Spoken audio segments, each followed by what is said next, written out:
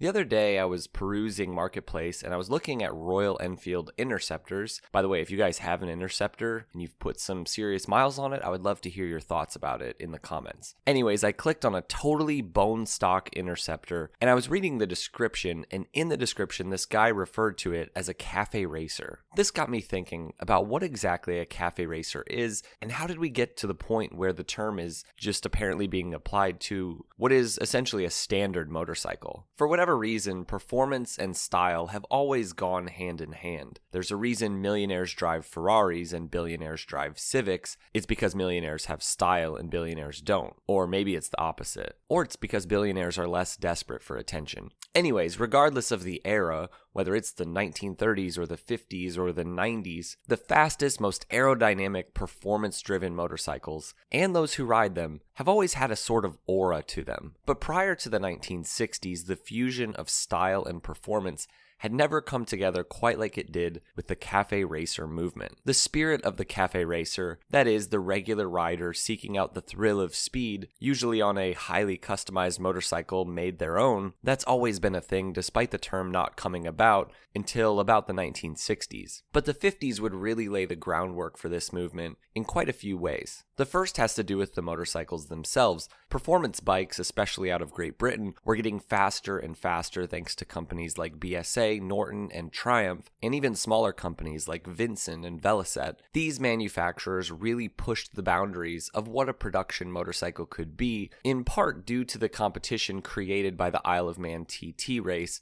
Bikes like the Norton Manx and then the BSA Gold Star, they brought race bike technology and 100 plus mile per hour speed to the masses. You too could ride a race bike, one that could be easily customized for better aerodynamics, for weight savings, and for more power. But a separate world, a more cultural one, was coming together with the motorcycle industry like never before, thanks to the dawn of rock music. Rock music gave young motorcycle enthusiasts in Great Britain a new sense of identity with the formation of what would be called rockers. For them, music and culture was intertwined with riding. It was all kind of one thing. This was a time when adolescence really became a thing, and youth movements like the mods and the rockers, they were everywhere. Rockers had a specific attire to go with their cool custom motorcycles, the leather jacket really being the primary symbol of their movement, but also leather engineer boots and jeans. Now here's a quick lesson from history for those out there who poke fun at modern cafe racer subculture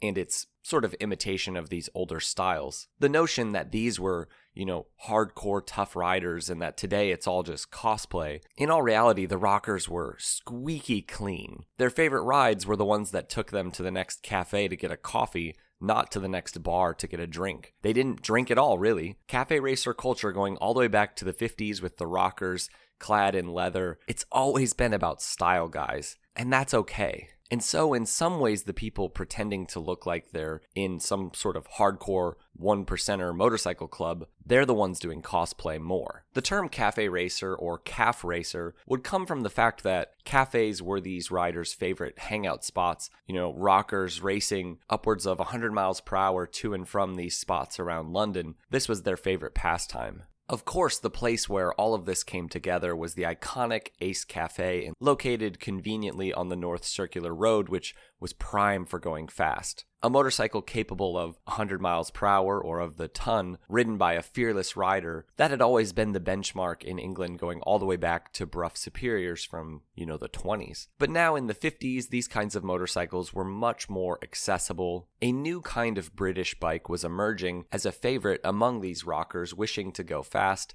known as the Clubman. The Clubman TT was a short-lived but really influential production racing series in Great Britain, one that would be dominated by BSA and their iconic Gold Star. The Clubman trim featured removable parts like the headlight for racing and of course clip-on handlebars. Clip-ons would sort of become a symbol of the type of motorcycles that these people rode. They forced the rider to tuck in like a true racer. Whether it was a Norton or a Royal Enfield or that coveted Gold Star, having one of these race-ready bikes really gave you street cred. In the 1960s, the cafe racer movement sort of began to go global. Though in Great Britain, cafe racers primarily rode British bikes like the Bonneville and the Norton Dominator, and of course that BSA Gold Star, some could now be found riding smaller displacement bikes and even Italian 250s. Still, on the performance side of things, this was really the peak of cafe racers, notably Dunstall and bikes like the custom Dunstall Norton Dominator, which were tuned to go 120 plus miles per hour, as well as the Rickman custom-framed British bikes.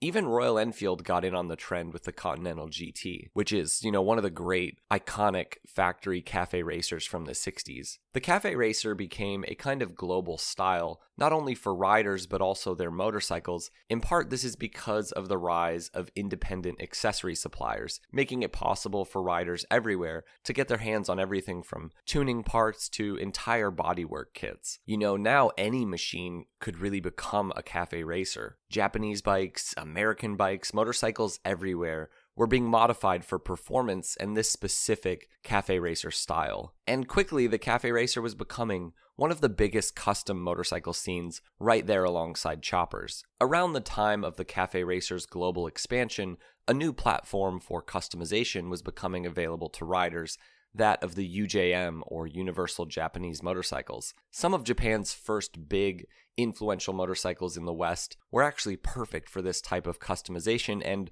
were themselves very cafe racer-esque. Bikes like the CB92 and then later the Super Hawks, and of course the double overhead cam CB450 twins. That CB450, known as the Black Bomber, really proved to be a perfect bike for those wishing to have a fast, custom road bike, and in its black and silver scheme, it just looked good as a cafe racer. But of course, things would really go crazy, and the cafe racer scene would really never be the same after the release of the Honda CB750. This bike was and is arguably the single most influential motorcycle ever. It propelled the Japanese industry forward toward being the juggernauts that they are, and it brought the industry as a whole to another level in terms of quality and just reliability. But for those riding cafe racers, it was missing something. The CB750 was powerful and reliable and had loads of creature comforts, and it even looked good, but it didn't handle quite like the great British twins and singles that cafe racers preferred.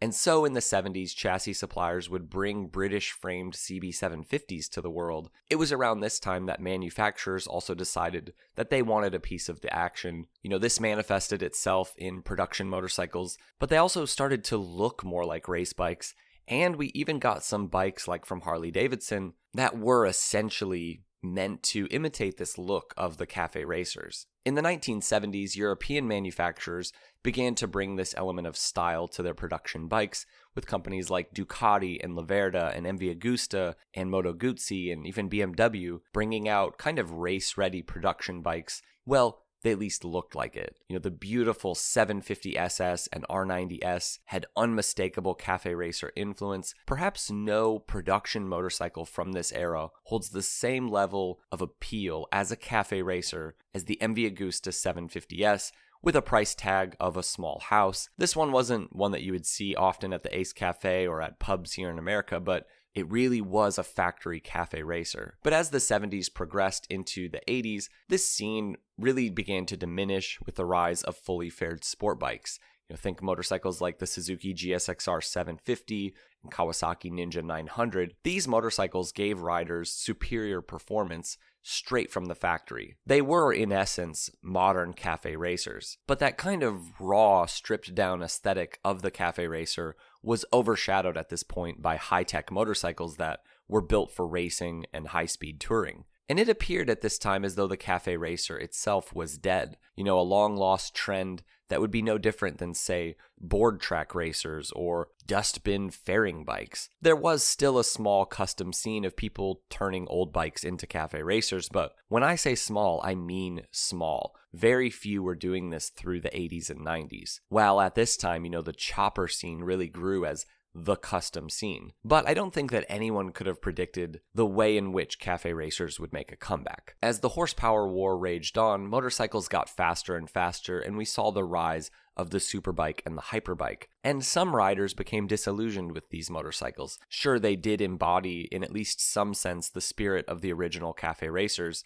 I mean, these were motorcycles that handled better than anything being ridden to and from cafes. Some of these motorcycles could do the ton in like second gear, but something was lost as well, and riders began longing for the experience of those older bikes that were now gone. Manufacturers caught on and even produced some production bikes with a more retro feel and aesthetic. Of course, there's the Yamaha SR 400 and 500, as well as Honda's GB models. Kawasaki would develop arguably the first modern classic motorcycle with the W650, and shortly after that, everything would go nuts with the re-release of the Triumph Bonneville, a bike that would be a favorite for cafe racers. Over in London, a man named Mark Willsmore had just reopened the original Ace Café, and the nostalgia movement was well on its way. Interest in vintage motorcycles was also on the rise like never before. Part suppliers began to once again pop up, and now there were so many options for those wishing to customize their bike, whether old or new, into a cafe racer. You could take an old British twin or single and make it look like those original bikes. You could customize and even chop up a Japanese bike if you wanted sort of an edge in performance. And now, thanks to the release of the Bonneville and other retro bikes, you could even have a modern motorcycle that still captured this old aesthetic. The style of cafe racers would evolve quite a bit with the dawn of the internet. On the production side, quite a few interesting cafe racer styled bikes came out. Some would view the sport classic Ducatis as cafe racers, even the Monster and the rise of naked street fighter bikes. Some would say that those are. Even a more modern bike like the Super Veloce is a cafe racer. But to me, I would say that these motorcycles are more retro versus necessarily being cafe racers, the way that, say, a motorcycle like the Royal Enfield Continental GT is with its clip-ons, or, the Kawasaki W800 Cafe, or of course the Triumph Thruxton. Still, cafe racers at this point, they were far from becoming mainstream again, and where this culture got really interesting in the 2000s going forward was in the custom scene. The custom motorcycle scene went through its biggest resurgence starting around the 2000s, of course most visibly with the power chopper craze and reality shows like American Chopper. Those who know choppers and the history of these motorcycles will tell you that this period wasn't exactly a high point for chopper style and culture, despite the fact that these motorcycles were more in the mainstream than they'd ever been. But motorcycling as a whole was kind of on a steep decline at this time,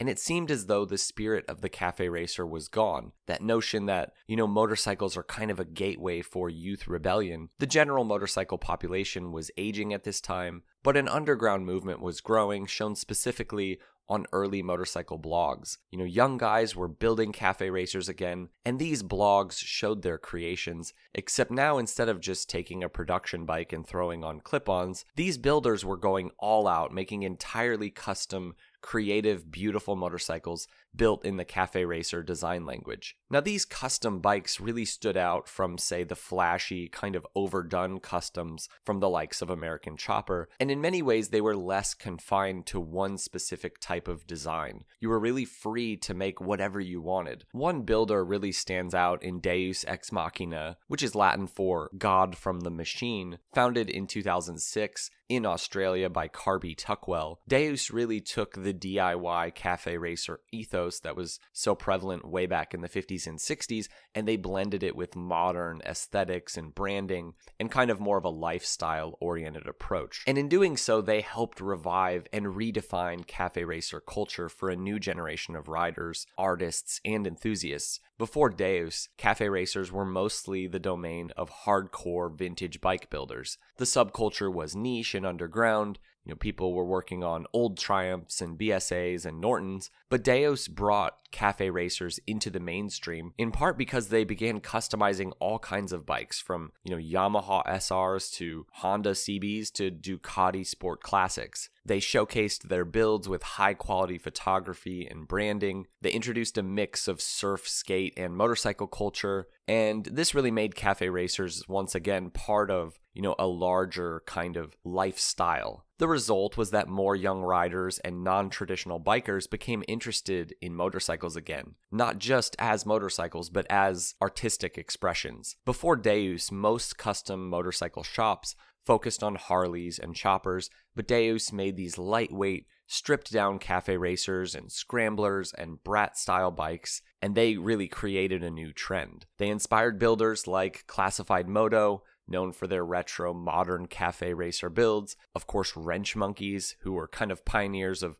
dark, minimalistic cafe racer looks. And Rough Crafts over in Taiwan, who blended, cafe racer and Street Fighter elements. These shops pushed the boundaries of what a cafe racer could be. They blended the old school craftsmanship with modern engineering. This would all grow into something many call the alt custom scene. Custom builders from all over the world were making these custom motorcycles, the likes of which had never been seen, and these custom builds came out of this early cafe racer revival. So even though many of them couldn't necessarily be classified as cafe racers, they were heavily influenced by it. In 2006, the legend of the motorcycle Concours d'Elegance decided to allow alt custom machines, and it was here that Americans got to see the incredible builds of people like Shinya Kimura. These custom builds were unlike anything before them, and it's difficult to overstate just how influential builders like Kimura were. One cool thing about the custom cafe racer style was that it was in many ways more accessible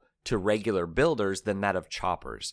You could make a cool, unique, but simple cafe racer out of a cheap old Japanese bike with little experience, really. And unlike the extreme choppers of this time, the bike would probably be somewhat rideable still. And that's always kind of been the point of cafe racers. From, rebellious British youth in the 60s to today's global custom scene, the cafe racer movement has evolved, but for the most part, it's maintained that core identity. I was recently reading a Reddit post that resonated with me about what appears to be a decline in cafe racers more recently. And I would agree that it seems like there are less and less cafe racers out on the road and for sale. I think there are quite a few reasons for this. One is just the simple fact that many of the best platforms for simple customizations are just becoming more and more rare. Even an older Yamaha SR model or an older CB, they are around and they're still somewhat cheap, but they're not necessarily as accessible, and it's getting harder to justify, chopping up classic bikes of any kind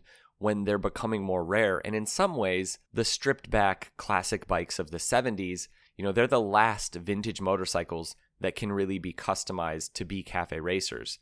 By the 80s, motorcycles were becoming fully fared, liquid cooled. They're just not the same kind of bikes to just easily turn into a cafe racer. On top of this, it also seems like more riders are interested in turning their bikes into scramblers instead of cafe racers because they have an interest in doing some off-roading.